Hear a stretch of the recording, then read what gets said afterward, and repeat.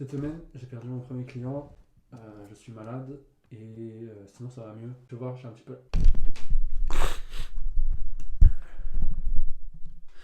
J'ai perdu mon premier client, je suis malade dans cette fin de semaine, mais d'un point de vue burn-out, je pense que c'est fini. Tu te demandes qui je suis, moi c'est Wise. En 2023, j'ai pété un plomb, j'ai quitté la France. C'est tout documenté dans cette vidéo que tu peux aller voir sur ma chaîne. Depuis, je me suis donné une idée simple, vivre de mon business, être libre et avoir un corps fonctionnel en très bonne santé. Et toutes les semaines, je te documente tout. Comme ça, si toi aussi tu veux te lancer, tu auras au moins un compagnon de voyage avec lequel tu pourras te référer. Voilà, tout simplement. Chaque semaine, je te fais un bilan déjà physique de comment je me sens, comment avance ma perte de poids. Et après, ensuite de ça, on va faire un bilan financier. Et enfin, je fais toujours un petit moment où je parle un peu, voilà, de manière des réflexions que je me suis fait. Et du coup, on commence directement avec le bilan physique.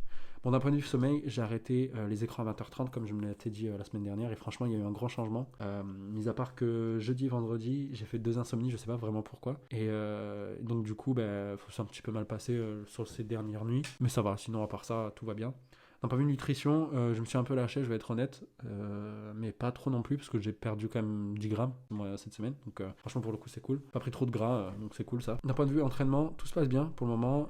Voilà, les entraînements restent toujours les mêmes. Et voilà, tout simplement tout se passe bien. Franchement d'un point de vue physique, mis à part la nutrition, il n'y a pas eu un gros changement et les deux petites insomnies.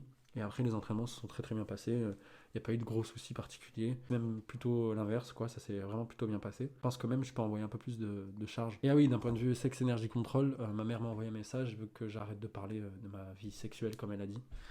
Donc c'est la maman, c'est la madré, on va pas en parler quoi. On va pas en parler, mais ça va un peu mieux, voilà si je dois dire. Donc on va arrêter d'en parler à partir de maintenant. Et feedback loop, je vais en fait repartir sur un repas par jour, je pense, là cette semaine, parce que j'ai mangé à midi en fait comme un con des fois, il faut pas. Donc voilà, je vais repartir je pense sur un repas par semaine comme je le faisais avant. Et j'aimerais bien reprendre un rythme de sommeil basique, mais si je trouve, j'arrête les écrans à 20h30, normalement tout devrait bien aller. Je suis vraiment désolé, je suis vraiment fatigué. C'est pas mal dur pour moi là de faire cette vidéo. Et pour m'aider du coup dans tout ça, j'ai racheté un Coran traduit en français, plus petit, et j'ai aussi pris Homo Deus, le deuxième livre de Yuval Harari, pour lire le soir, avant de m'endormir, parce que des fois je coupe les écrans et je sais pas quoi faire, et du coup ça fait chier tout simplement, et je me suis pris un petit livre pour pouvoir lire tout simplement. Bref, sur la partie mind control, vers la fin de la semaine, en gros, j'ai commencé à être pas mal fatigué, et hier, donc samedi du coup, j'ai pas travaillé de la journée, j'étais tellement fatigué que j'ai pas travaillé de la journée, et je suis sorti, vraiment c'était trop bien, genre. Le fait de couper comme ça pendant un jour, de me dire je vais rien faire, c'était incroyable. Et je pense que mon corps a lâché dans un sens. Parce qu'après j'ai fait une petite balade dans Tanger tout seul. Marcher, je suis allé acheter mes livres, etc. Toutes mes dépenses que j'avais à faire. Je me suis acheté un nouveau pantalon parce que je flotte dans les deux pantalons que j'avais. Donc je me suis racheté un autre pantalon à Zara, là, même pas 30 balles, un truc qui fait le taf. Et je pense qu'en rentrant, mon corps a lâché. Et du coup là je suis malade depuis hier soir. Et ça va un petit peu mieux depuis ce matin. Hier, c'était particulièrement chaud. Cette semaine, c'était un peu charnière. Je pense que si j'aurais continué comme ça encore 2 semaines, j'aurais vraiment fait un vrai burn-out, je pense. Donc là, le fait de me poser une semaine, je pense que mon corps a lâché. Et là, je suis en train de subir les conséquences de ce lâchage. Et du coup, on va passer très rapidement sur la partie finance. Je suis vraiment désolé, hein, vraiment, pour le coup, franchement, je suis un peu fatigué là. C'est pas autant structuré qu'avant. Bon, cette semaine, elle s'est passée à peu près normalement. Hein. J'ai été pas mal productif. Il n'y a pas grand-chose à dire. J'ai eu un petit peu de retard sur mon delivery, un petit peu, c'est normal, hein. J'ai 5 clients. Faut que j'ai quand même un testimonial, mais en gros, voilà, mes semaines sont toujours aussi intenses. Mention spéciale pour un truc qui est important, c'est la création de l'entreprise marocaine. Encore une fois, on revient à ce bon vieux sujet que j'ai déjà parlé pendant plusieurs semaines, c'est que les Marocains, ils sont trop court-termistes. Donc je vous explique un petit peu l'histoire. J'avais un comptable marocain qu'on m'avait conseillé, que mon ancien employeur, qui est un gars plutôt bien, m'avait conseillé. Donc je lui parle un peu de mon projet, il me dit, il faut que tu montes une SARL. Et moi je lui dis, ok d'accord, parce que moi je l'écoute. Et en fait, en me renseignant, je commençais à comprendre que faire un montage un peu plus complexe pourrait être beaucoup mieux d'un point de vue des taxes, etc. Mon objectif c'est de payer zéro impôt. Je veux payer le moins d'impôts possible. Et je me rends compte qu'il y a d'autres choses qui peuvent être faites, beaucoup plus, qui prennent pas forcément plus de temps, mais qui peuvent être faites. Désolé, je vais me moucher. Et bref, en gros, au moment où je commence à lui dire, écoute, ok, on lance la création de l'entreprise, j'ai commencé à continuer à me renseigner là-dessus. Et je voyais bien qu'en fait, il y avait d'autres options plus sympathiques. Et quand je lui en ai parlé, il a commencé à bégayer en me disant non, c'est pas possible. Enfin, il a créé volontairement comment dire, il a créé volontairement du flou pour que je puisse le facturer. Tu sais, j'ai pas trouvé ça ouf du tout. J'ai trouvé ça vraiment moyen. En plus de ça, il me dit que dans certaines étapes, il y a des trucs qui vont durer 48 heures. Il attendait une avance pour pouvoir lancer les étapes. Et c'est quand sur lundi, je lui dis alors c'est arrivé qu'il a commencé à lancer. Enfin bref, tu sais, c'est pas sérieux, c'est dommage. Et franchement, je dois dire que c'est un petit peu dommage en fait. Je pense que c'est pour ça que la plupart des gens, ils veulent se barrer du Maroc. Je pense que c'est la principale raison. Déjà, premièrement, le gros problème du Marocain, c'est qu'il n'arrive pas à dire non. Ça, c'est un truc qui est ultra chiant. Je comprends pas. Genre, juste dis-moi non si c'est pas possible ou c'est possible, tu vois. Donc, il n'arrive pas à dire non. C'est toujours Inch'Allah, Inch'Allah. Et aussi, deuxième truc, c'est c'est face à la naïveté d'une personne, ben, ils vont le découper d'un point de vue prix.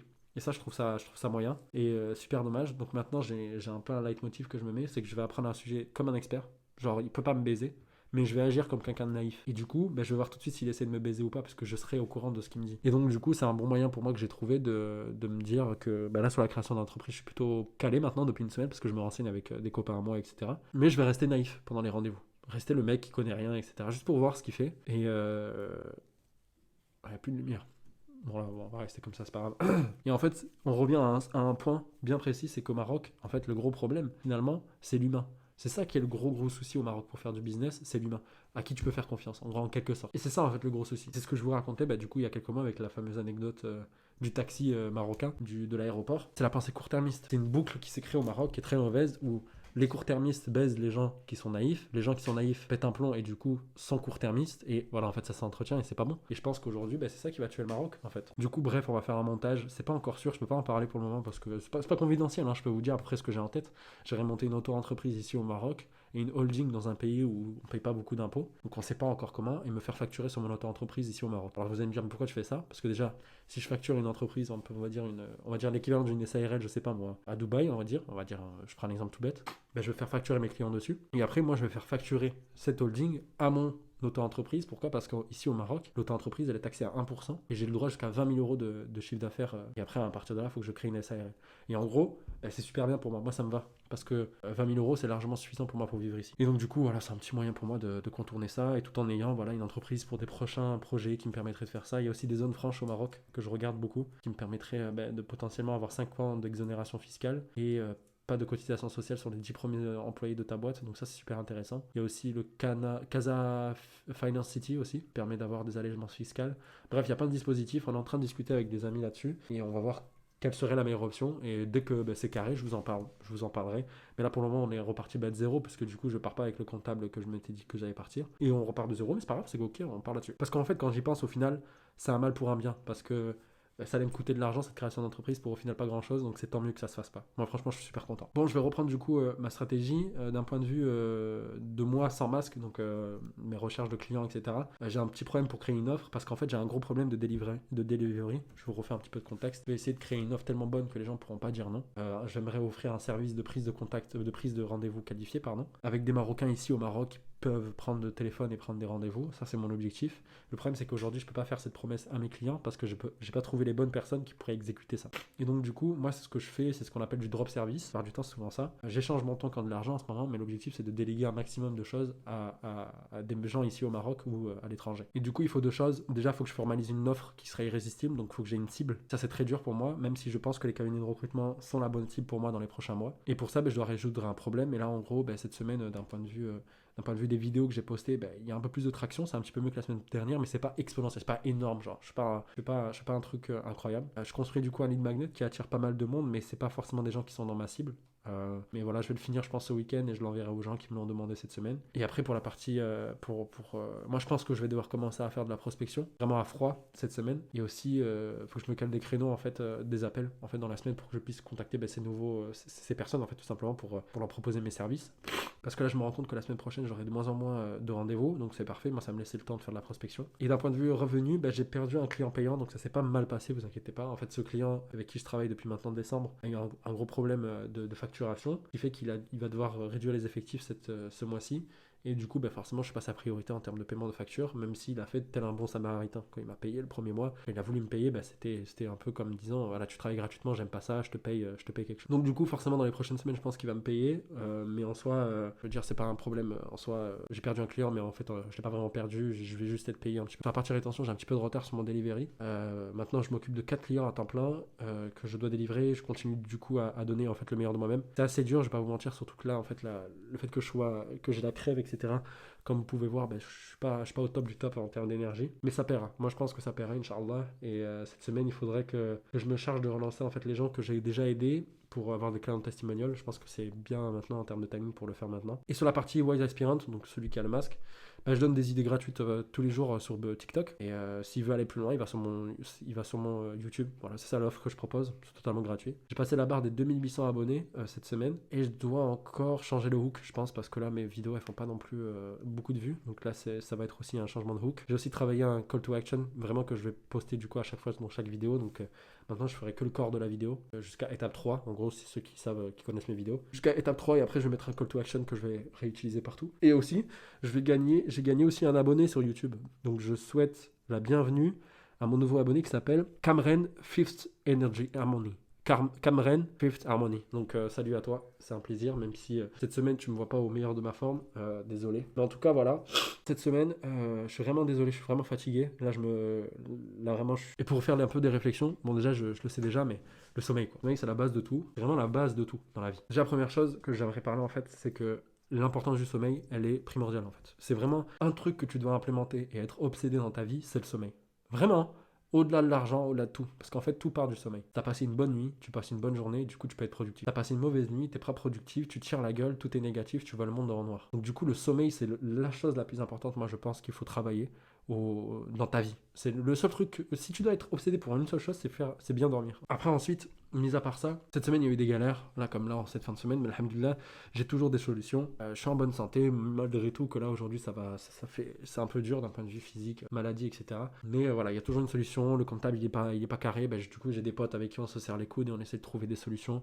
Donc, franchement, quand une porte se ferme, une autre s'ouvre et ça fait vraiment plaisir de voir ça. Et c'est vraiment dur. Je vais pas vous mentir, monter une boîte, c'est pas facile du tout. C'est pas monter une activité, c'est vraiment très compliqué. Et en gros, voilà, ça me fait juste me dire qu'en fait, finalement, dans la vie, on peut pas faire confiance à un grand monde, que le système dans lequel on vit, on est obligé de se marcher dessus, et c'est pour ça qu'en fait, on se retrouve dans cette situation. Donc, j'en veux même pas au comptable en soi. Je peux comprendre sa situation. Je suis sûr et certain que je parle avec lui, il me dit ouais, mais tu comprends, moi j'ai ça à rembourser, je dois nourrir ma famille, etc. Donc, c'est pour ça que j'étais un petit peu malhonnête, tu vois. Donc, je peux même pas l'en vouloir. Et en fait, malgré ça, vous savez, malgré le fait que il y a des choses qui peuvent m'énerver de temps en temps au Maroc, je quitterai pas ce pays, je pense. Je ferai tout pour rester le plus longtemps possible, à part s'il y a beaucoup plus d'avantages ailleurs. Par exemple, je vous donne un exemple. Si demain, je peux vivre aux Seychelles, zéro d'impôt, paradis fiscal, je peux monter j'ai une activité qui me permet de générer, je sais pas, entre 10 et 20 000 euros par mois. Je sais pas si vous voyez les Seychelles, je vous laisse taper sur internet à quoi ressemblent les Seychelles. Bon, je vais commencer à réfléchir à peut-être partir aux Seychelles. Voilà. J'ai les sous pour m'acheter une maison là-bas, etc. Vous voyez ce que je veux dire? Donc si j'ai une meilleure option, je vais pas me gêner en fait. Mais j'avoue que le Maroc aujourd'hui, c'est vraiment la meilleure option que j'ai là. Et en fait, moi, je vous avoue que dans un monde qui est de plus en plus tendu, faut le voir en fait, ce monde, il est de plus en plus tendu. Et ça, c'est dû en fait par le fait que les USA sont en train de perdre du leadership et la Chine commence à prendre le leadership sur le monde. Et en fait, on se rend compte que, en fait, pourquoi je retournerai pas en Europe? Les États-Unis, pourquoi pas? Les pays d'Asie, pourquoi pas? Mais la Chine, l'Europe en telle quelle, non. Parce qu'en fait, il faut se rendre compte que quand il y a une bataille qui rentre en jeu, c'est pas le pays lui-même qui est dans la... Par exemple, là, on sait très bien que c'est... Là, on sait très bien qu'on est dans une guerre entre la Chine et les États-Unis. On est dans une guerre froide sur ce niveau-là. Mais c'est pas la Chine et les États-Unis qui vont se taper dessus directement. Ils vont prendre des pays dans lesquels ils ont une forte influence pour les faire battre à leur place. Russie contre Ukraine, ce genre de trucs. Et du coup, l'Europe, c'est le dindon de la farce un peu dans tout ça. C'est un peu moi, ce que j'aime bien dire, des fois, c'est le 54e. Il y a combien d'États aux États-Unis? Il y a 50 États aux États-Unis. Et moi, je dis souvent, l'Europe, c'est le 51e État américain. Voilà. Donc pour moi, l'Europe, c'est un État proxy des États-Unis. On est sous la joute des États-Unis. Voilà, c'est comme ça. L'Union européenne, c'est un projet américain, quoi. On va pas se mentir. Et du coup, ils vont envoyer au charbon l'Europe, en fait, pour eux. Et ça va créer plus de tensions. Les gens vont se taper dessus à la fin. Ça va créer des guerres civiles. Enfin, voilà, quoi. C'est tout simplement comme ça, tu vois. Et donc, moi, je le vois arriver en Europe. Il suffit de voir ce qui se passe avec les agriculteurs, etc. Moi, j'ai pas envie de vivre dans un pays où je me dis que ça peut partir en couille, tu vois, à tout moment, tu vois. Que les gens, ils sont là. Tu le vois en France quand tu rentres. Moi, je suis rentré en France il y a quelques semaines, vous vous rappelez. J'ai déprimé en 2 jours. C'est fou. C'est même pas du foutage de gueule. Je comprends pourquoi je partais. Alors ici, c'est dur, hein. Mais c'est différent. Les gens se serrent les coudes. Les gens sont dans la même merde. Du coup, ils se poussent vers le haut. Alors qu'en France, c'est encore plus individualiste qu'ici au Maroc. Tu vois. Et en fait, c'est fou parce que quand tu regardes bien, les seuls endroits au Maroc où les gens ne sont pas des requins, ils ne sont pas des fils de pute, c'est des gens droits qui sont loin d'un modèle occidental. Donc quand moi j'ai fait mon voyage, c'était quand j'étais à la campagne avec les jeunes, c'est des mecs que je sais très bien que je peux les appeler, ils viennent en bus, je leur paye le billet, ils restent avec moi si je me sens seul, tu vois, par exemple. Par contre, le comptable, je peux l'appeler, il va pas venir, tu vois. Donc plus on s'occidentalise, plus on est individualiste, moins on est heureux en fait, j'ai l'impression. Et moi dans tout ça, faut que j'essaie de trouver les meilleures options que j'ai en fonction des moyens que j'ai. Et là actuellement, c'est la meilleure option que j'ai là d'être ici. Et on verra l'avenir. Et voilà. Franchement, je dois vous dire que là, je pense que mon corps il a lâché cette semaine. de tranquille, tu vois. Genre, c'est pas un burn-out que je suis en train de faire, c'est juste que je pense qu'il était en train de retenir pas mal de choses et il a craqué. Et là je suis tombé malade, etc. Donc là, je vais finir juste le montage de ça, je vais poster. Et je suis vraiment désolé, hein, vraiment, j'aimerais être un peu plus jovial, être un peu plus structuré. Mais là, c'est très dur pour moi. Et je vous dis à la prochaine, à la semaine prochaine. Vous inquiétez pas, si vous voyez les vidéos qui sont postées, etc., c'est que tout va bien. Moi, je pense, hier, ça allait pas trop bien. Là, ça va beaucoup mieux.